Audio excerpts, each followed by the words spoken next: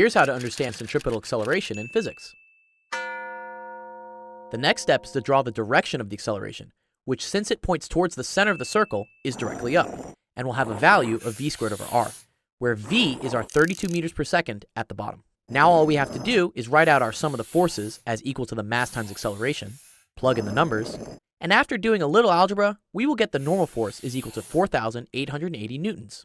If we then divide this normal force by 9.8, this gives us an apparent weight of 498 kilograms, which is much heavier than our original 80 kilograms. Now, looking to find the normal force at the top of the roller coaster, we're going to need to find the velocity. If we remember from before, we can use conservation of energy to equate the total energy at the bottom of the roller coaster to the total energy at the top.